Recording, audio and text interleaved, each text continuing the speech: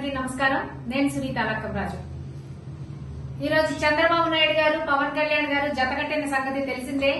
అయినా కూడా నిన్నటి సభలో చంద్రబాబు నాయుడు గారు పవన్ కళ్యాణ్ గారిని పక్కనే పెట్టుకుని నెత్తి మీద రూపాయి పెట్టే పైసా కూడా పవన్ కళ్యాణ్ ఎవరు కొనరు అని చెప్పి మాట్లాడిన సందర్భం మనం చూసాం. గతంలో కూడా వీరిద్దరు ఒకళ్ళు ఎన్నోసార్లు విమర్శించుకున్నారు.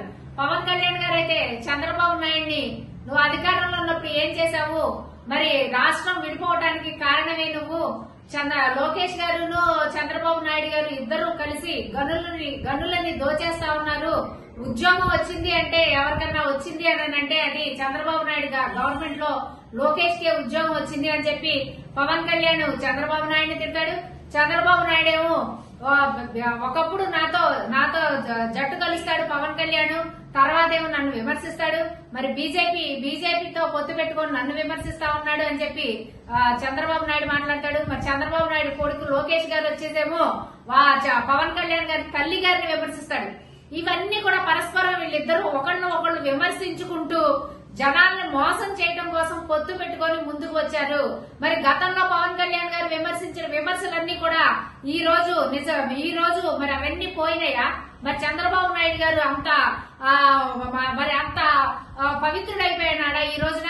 మరి ఆ రోజున చంద్రబాబు నాయుడు గారు ఈయనకి అనుభవం 40 ఏళ్ల అనుభవం అని చెప్తాడు. ఏం చేశారు ఆంధ్రప్రదేశ్ అని చెప్పిన పవన్ కళ్యాణ్ ఈ రోజు ఏం చెప్తా ఉన్నాడు? చంద్రబాబు నాయుడే మరి ఇన్ని సంవత్సరాలు సీఎం గా చేసిన అనుభవం ఉన్న చంద్రబాబు నాయుడు గారే ఆంధ్రప్రదేశ్ ని పరిపాలించగలడు అని చెప్తా ఉన్నాడు. ప్రజలు ఇవన్నీ గమనించాలా, గమనించి ఈ కూటమికి వీరిద్దరికి గట్టిగా బుద్ధి చెప్పాలా. మళ్ళీ పైగా ఇంకో మాట చెప్తా ఉన్నాడండి పవన్ కళ్యాణ్. ఆయన అంట త్యాగాలు చేసేసి రోడ్డు మీదకి వచ్చేసి త్యాగాలు చేసేసి వీళ్ళిద్దరూ కలిసి ప్రజల బాగు కోసం ముందుకు వచ్చారంట.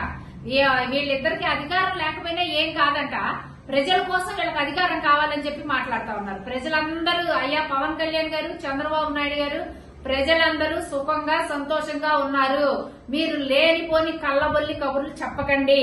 ఇంకొక విషయం, పవన్ కళ్యాణ్ గారు నిన్న నామినేషన్ దాఖలు చేసేటప్పుడు కూడా ఆయన అఫిడవిట్ లో కూడా మరి ఏమి నిజాలు రాశారా అబద్దాలు రాశారా అనేది ఆయనకే తెలియాల్సిన అవసరం ఉంది. ఆయన చదువు గురించి కూడా ఆయన కరెక్ట్ గా చెప్పలేని పరిస్థితిలో ఈ రోజు పవన్ కళ్యాణ్ గారు ఉన్నారు. మరి పవన్ కళ్యాణ్ గారు మీరు చదువుకుంది ఇంటరా, 10th క్లాసా, ఇంటరా, డిగ్రీనా, స్కిల్ డెవలప్మెంటా, కంప్యూటర్సా, ఏది అనేది కూడా మీరు క్లారిటీగా అఫిడవిట్ లో ఇవ్వలేకపోయినారు. మరి 2 లక్షల బుక్స్ చదివాను నేను అని చెప్తా ఉన్నారు. మరి ఈ జ్ఞానము ఈ నాలెడ్జ్ అంతా ఏమైపోయిందండి? ప్రజలకి కళ్ళబొల్లి కబుర్లు చెప్పడానికి పనికొస్తుందా ఈ మీరు చదివిన పుస్తకాల యొక్క నాలెడ్జ్ అని చెప్పి కూడా మేము అడుగుతా ఉన్నాం.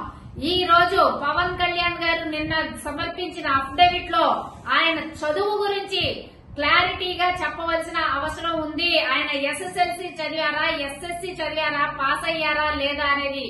ఒకవేళ ఆయన గనక అఫిడవిట్ లో తప్పుడు సమాచారం గనక ఇచ్చినట్లయితే ఆర్టికల్ 125A ప్రకారం 6 నెలల జైలు శిక్ష లేదా జరిమానా కూడా విధించే అవకాశం ఉంది. కాబట్టి దీని మీద ఎలక్షన్ కమిషన్ విచారణ చేపట్టి తగు చర్యలు చేపట్టాలని కూడా మేము కోరుతా ఉన్నాం.